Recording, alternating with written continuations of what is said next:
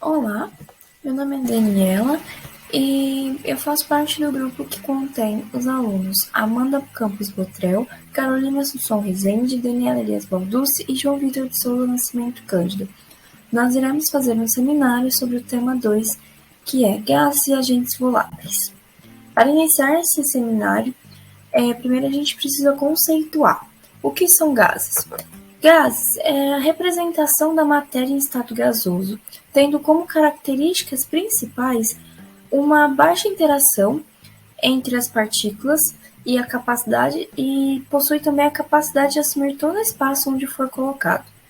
Os gases, eles são muito estudados na disciplina de físico-química, pois eles são abrangidos tanto na termodinâmica como na cinética. Para a termodinâmica, os gases estudados são estudados a partir de suas propriedades, como volume, pressão e temperatura, e são descritos a partir de uma equação de estado que relaciona as três propriedades citadas. Dentro da termodinâmica, ainda, os gases podem ser classificados em ideais e reais, sendo os ideais aqueles que consideram as interações intermoleculares como nulas, e as moléculas de gases ideais, na teoria, se comportam como se estivessem sozinhas, sem sofrer repulsão ou atração com outra molécula. Além disso, os gases ideais não possuem perda de energia entre as paredes e as partículas do gás. Utilizamos muitos gases ideais, mesmo os existindo apenas na teoria, pois eles são a solução para calcular as propriedades do sistema gasoso a partir de uma equação fundamental dos gases, que é a famosa PV-nRT, onde relaciona inversamente pressão e volume e diretamente a temperatura, o número de mols e a constante universal R. Essa equação é obtida a partir de três leis que serão discutidas posteriormente. Voltando ao nosso conceito, os gases reais são aqueles que não conseguem ser descritos pela equação fundamental dos gases, pois ele desvia-se da idealidade, e ele é também afetado, além de pressão, temperatura e volume, também sofre influência do fator de compressibilidade Z, que é a diferença do comportamento entre um gás ideal e um gás irreal. Ele pode ser calculado a partir da equação que será apresentada posteriormente. É uma equação que compreende a relação entre o volume realmente ocupado pelo gás e o volume ideal, o volume esperado, nas mesmas condições de temperatura e pressão. Como vocês podem ver, para os gases reais utilizamos o Z, que é o fator de compressibilidade, e aqui é a relação de proporção entre os volumes. Já para a equação geral, ela é fundamentada, como já foi dito, a partir de três leis, sendo a lei de Boyle, que diz que a temperatura constante, a pressão e o volume são indiretamente proporcionais.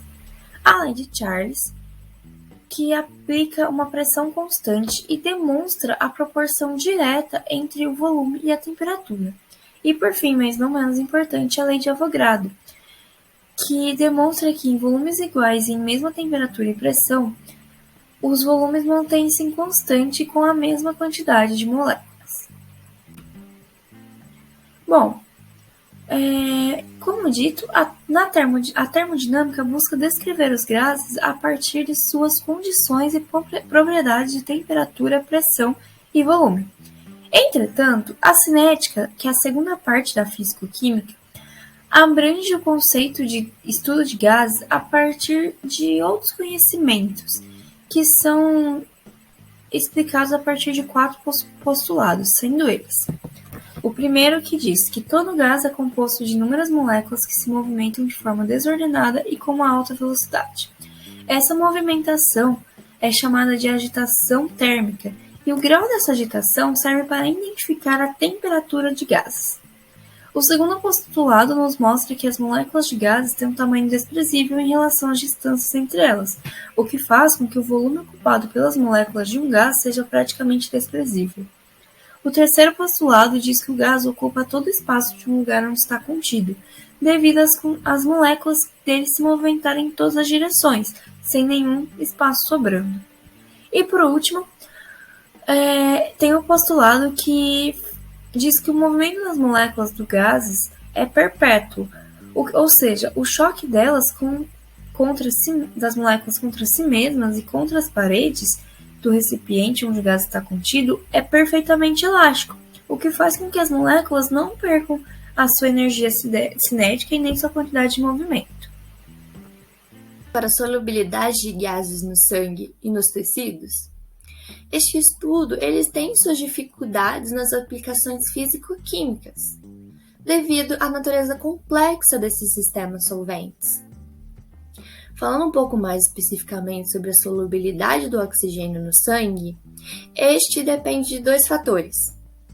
São eles a concentração da hemoglobina, porque a cada grama de hemoglobina pode se combinar com 1,34 ml de oxigênio a 37 graus Celsius. Além da presença de outras moléculas que se ligam à hemoglobina, afetando a capacidade dela de fazer ligação com o oxigênio. A razão entre a concentração de oxigênio na amostra de sangue analisada e a concentração de oxigênio quando o sangue está completamente saturado é chamada de saturação de oxigênio, ou SO2. Desse modo, o SO2 de um paciente anêmico, cuja taxa de hemoglobina é baixa, pode ser igual de um paciente com policetemia, uma doença que consiste no aumento de todas as células sanguíneas, especialmente os glóbulos vermelhos. Entretanto, a concentração de oxigênio será muito menor no paciente anêmico. A pressão parcial do oxigênio, PO2, no sangue está relacionada com a saturação de oxigênio, SO2, através da curva de dissociação do oxigênio, podendo ser expresso por essa expressão logarítmica. O gráfico da expressão apresentada, em função de log PO2, é linear com inclinação n.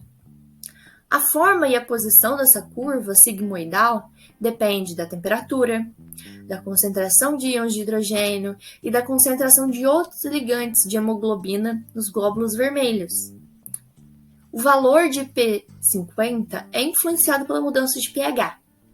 A oxigenação da hemoglobina, ela libera íons de hidrogênio, se comportando como um ácido mais forte que a hemoglobina. Então, aqui a gente pode ver a curva de dissociação do oxigênio relacionado à saturação do oxigênio no sangue, à pressão de oxigênio para 3 níveis de atividade do íon de hidrogênio, o íon H+.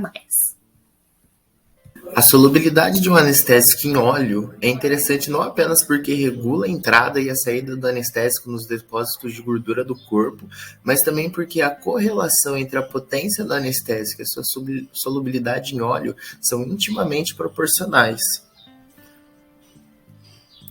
O gráfico a seguir, ele demonstra uma relação inversamente linear entre os logaritmos da concentração de narcóticos. Narcóticos são anestésicos que deprimem o sistema nervoso central e produzem sonolência e redução na sensibilidade da dor. E um alcooleico. Um alcooleico são álcools graxos, monoálcools primários que têm uma cadeia carbônica maior que 8 carbonos. O eixo das ordenadas, que é o eixo Y, representa a concentração alveolar mínima, que é a concentração de anestésico na qual 50% dos pacientes cessam seus movimentos em resposta a estímulos do medicamento. Já o eixo das abscissas, o eixo X, mostra a solubilidade expressa em termos de coeficiente de partição óleo-gás. O coeficiente de partição ele é usado para estar expressando a solubilidade e é dado pela relação entre a concentração do gás nas duas fases do mesmo volume em equilíbrio a uma dada temperatura. Nesse caso, o coeficiente ele é dado pela razão entre a concentração do líquido e do gás, e é igual ao coeficiente de solubilidade de Ostwald, que é uma ferramenta que auxilia na correlação dos dados de solubilidade de um gás em óleo mineral e em outras matrizes que são utilizadas como isolantes. Esse gráfico ele demonstra que um gás com alta solubilidade em óleo ele é mais eficiente a baixa concentração alveolar e tem alta potência.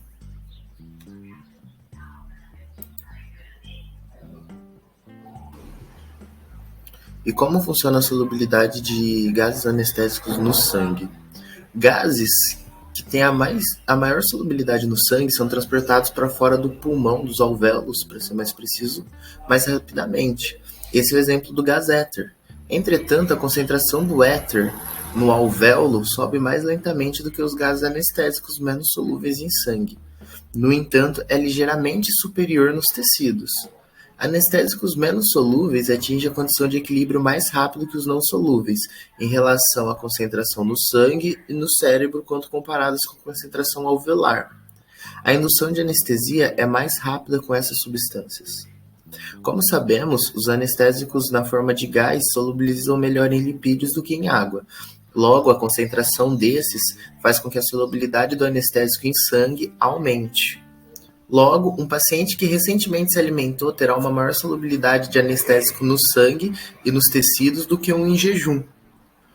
Aumentos na solubilidade do sangue reduzem a concentração do anestésico nos alvéolos, desacelerando o efeito da substância. O mesmo funciona para os tecidos. Quanto mais lipídios envolvidos no tecido, maior a solubilidade do anestésico neles. A temperatura também influencia na solubilidade do anestésico. O aumento da temperatura leva à diminuição da solubilidade.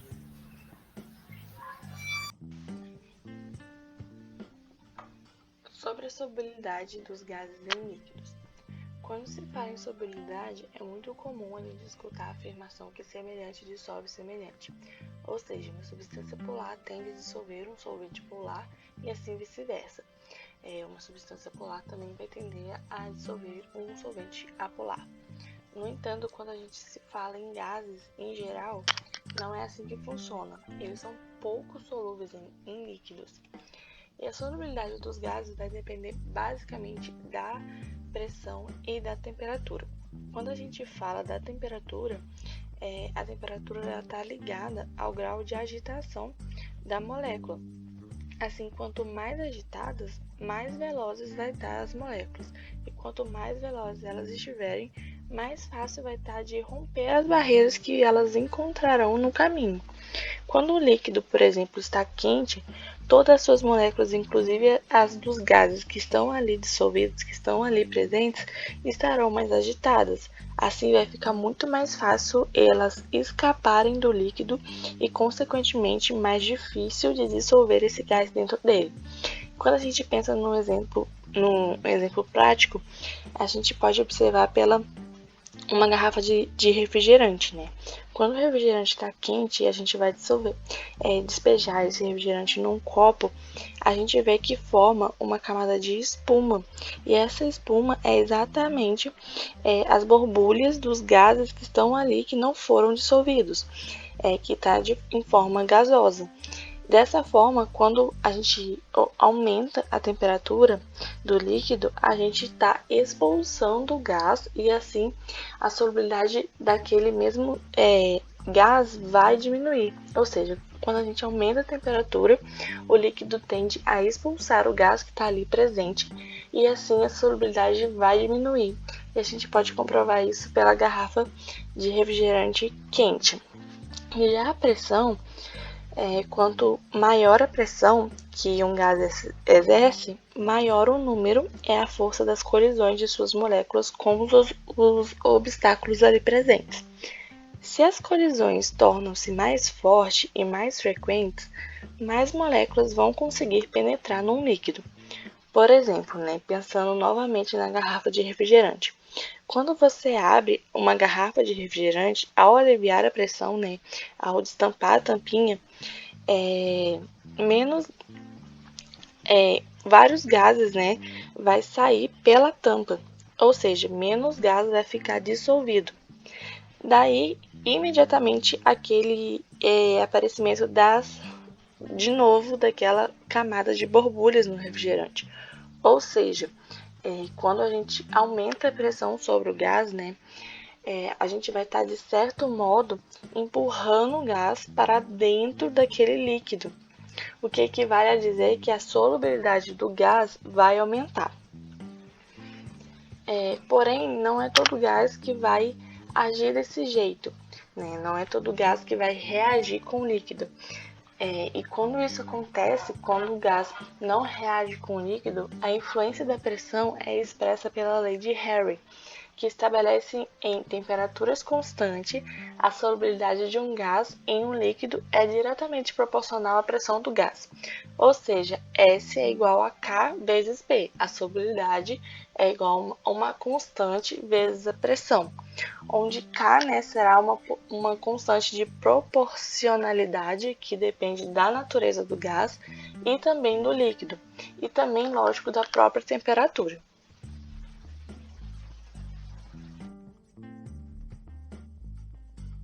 Uma aplicação muito importante da lei de Henry, como por exemplo, é a determinação de oxigênio dissolvido em copos de águas ou de dióxido de carbono em reservatórios ou mesmo no plasma sanguíneo.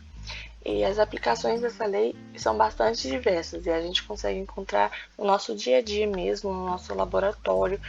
Como farmacêutico, a gente consegue ver isso na prática nas indústrias, nos laboratórios de controle de qualidade, entre diversas outras áreas que a gente pode comprovar tanto a solubilidade dos gases como fazer essa solubilidade dos gases com a lei do Henry.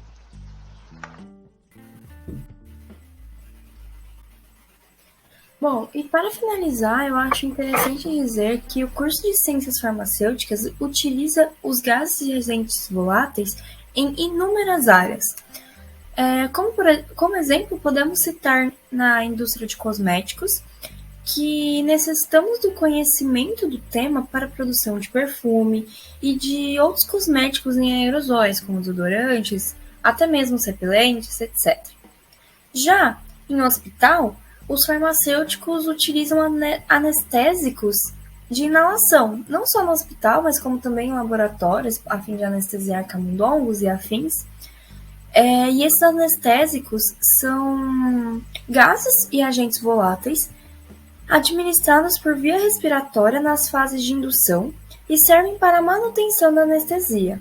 É de extrema importância que farmacêuticos compreendam como o gás pode alterar suas propriedades, pois para a produção desses anestésicos é necessário manter o gás com alto grau de pureza e sem perder nenhuma propriedade, pois caso haja perca ou alteração, os gases já não fazem efeito e podem causar um malefício à população. Bom, essas foram nossas referências.